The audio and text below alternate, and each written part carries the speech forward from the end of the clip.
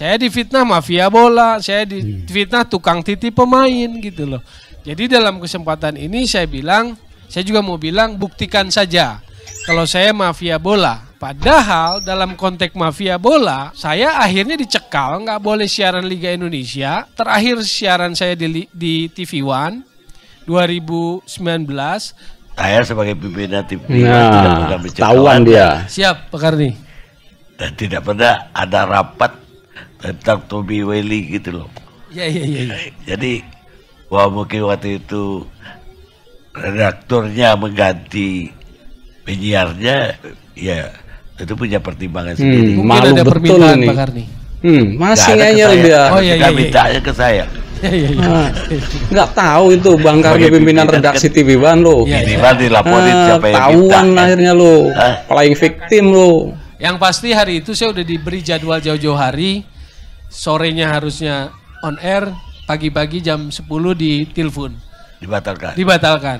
Semua jadwal saya gitu. Wah, itu miss saya itu.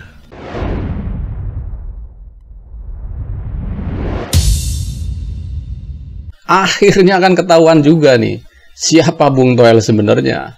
Kebongkar juga nih akhirnya di sini nih bahwa dia selama ini hanya flying victim doang. Tahuan akhirnya dia ngaku dicekal sama TV One. Ternyata Bang Karni. Anda tahu kan Bang Karni pimpinan redaksi TV One langsung depan Toel, nggak pernah mencekal yang namanya Toel ini. Bahkan staf-staf TV One nggak pernah merapatkan yang namanya Tommy Welly, udah jelas-jelas terang benderang. Jadi selama ini apa yang diomongin si Toel ini? Tahuan juga akhirnya kebohongan pasti kebongkar. Harusnya malu betul dia. Apa mungkin Bung Toel ini nggak tahu mungkin ya? Kalau Bung Karni ini, Bung Karni Ilyas, ini adalah pimpinan redaksi TV One. Makanya Bung Toel, kalau mau jadi narasumber itu dicari tahu dulu siapa lawan bicara kita. Akhirnya kan kejebak sendiri. Mentang-mentang ngomongnya bukan di TV One. Nggak tahu dia kalau Bung Karni Ilyas ini pimpinan redaksi TV One. Semua apa yang dikerjain anak buahnya dia tahu. Bahkan Bung Toel sempat ngeles. Mungkin ada pesanan, ya nggak mungkin lah. Kalau ada pesanan ya pasti dirapatin sama Bung Karni.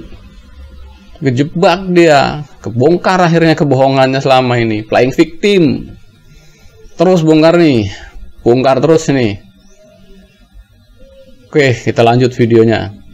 Saya difitnah mafia bola, saya difitnah tukang titip pemain gitu loh. Ada sesuatukah di belakang Sinteyong sehingga kemudian setiap kali dia bereaksi, berkomentar juga ada yang bereaksi di dunia maya. Contoh, jadi waktu kalah dari Uzbekistan, Sinteyong tuh sempat mengeluarkan pernyataan di media sosial terkait wasit. Cukup keras menurut saya sih pernyataannya. Dia menulisnya kurang lebih seperti ini. Pemain asal Cina ini seharusnya tidak pantas lagi berada di sepak bola. Saya kaget dengan pernyataan Anda yang seharusnya nggak pantas lagi jadi komentar bola, Bung Toel. Dia representasi kita sebagai bangsa Indonesia, itu pernyataan yang keras. Nah inilah yang sebetulnya saya tidak dalam frekuensi sama dengan pernyataan itu. Buat saya pelatih tim nasional dalam kondisi apapun, dia harus memberikan vitamin sepak bola bagi kita. Publik bola, jadi ada sesuatu yang kita dapat. Yang kita tunggu adalah analisis pernyataan Sinteyong sebagai pelatih kepala misalnya. Yang saya dapat adalah ini bukan pertandingan sepak bola, ini komedi. Sama sekali nggak ada vitamin sepak bolanya. Nggak ada dia analisis misalnya kenapa timnya kebobolan lewat bola mati atau apapun lah. Yang bicara tentang teknik, yang bicara tentang taktik nggak ada. Sebagai pelatih kepala, jangan memprovokasi. Tapi dia harus memberikan sebuah vitamin bagi publik bola kita. Ya, tapi mungkin publik Indonesia ya, dengan Sinteyong ini merasa bahwa karya dia itu mengangkat sepak bola Indonesia. Betul, benar nih. Dengan cara naturalisasi tadi. Iya, apapun caranya lah. Ketika ada yang ngeritik dia, mereka tersinggung. Jelas. Yang saya favoritkan ada kritik, kira-kira begitu saya melihatnya.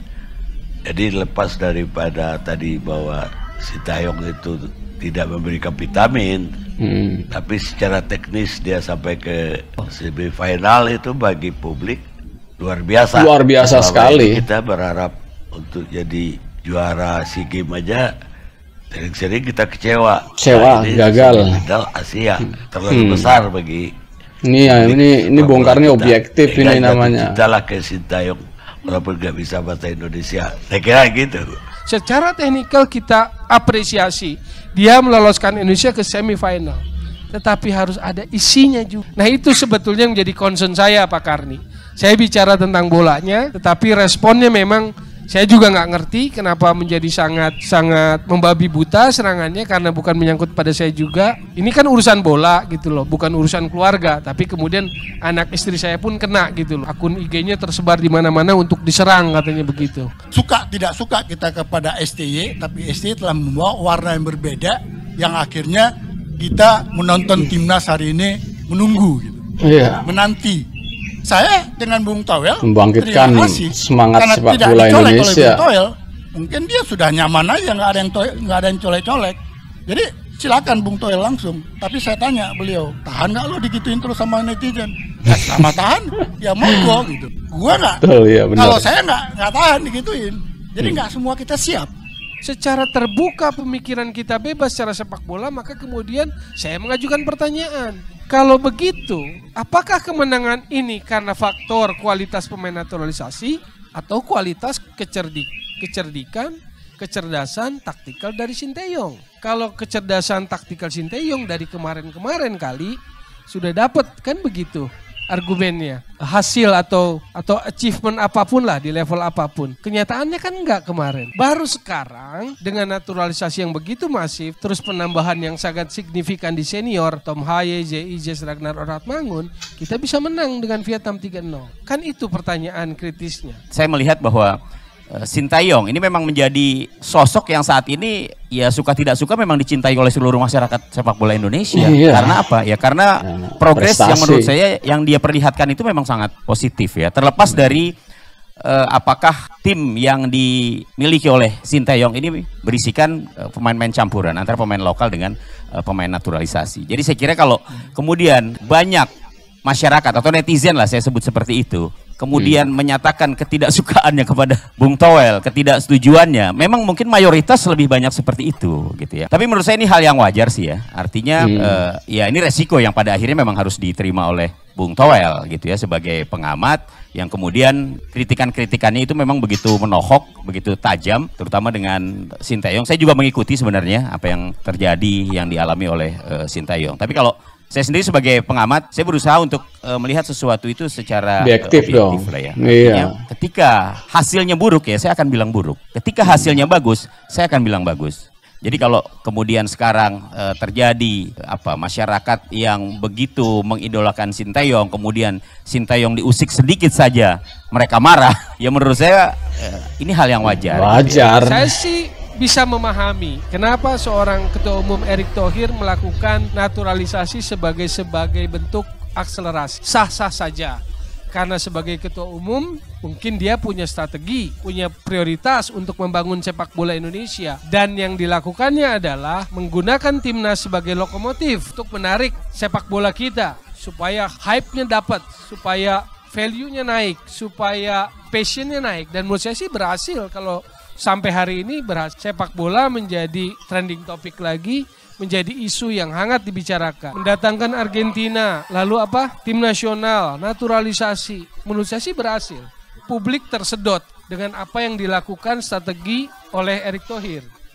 Tetapi karena saya pengamat bola, saya hanya ingin mengingatkan sisi lain. Membangun sepak bola bukan cuma membangun timnas, tapi juga membangun kompetisinya, membangun organisasinya, membangun pembinaan sepak bolanya, football development, dan seterusnya dan seterusnya. Saya nggak bisa membayang, kalau ketua umumnya bukan Erick Thohir, bisa nggak naturalisasi ini setahun 8 kali, 8 pemain. Ketika Erick misalnya pensiun 2027, siapa ketua umum yang bisa menggantikan nama besarnya Erick Thohir di dunia internasional yang bisa melobi FIFA untuk melobi para pemain-pemain keturunan ini untuk membela timnas Indonesia? Tidak ada jaminan. Sehingga semua pemimpin itu, oke, mereka butuh yang namanya project fenomenal yang bisa dibanggakan. Tapi mereka juga harus ingat bahwa harus memiliki fondasi yang diwariskan secara turun-temurun. Dalam hampir 15 tahun PSSI ini, 4 kali terjadi pergantian ketua umum dengan latar belakang background yang berbeda.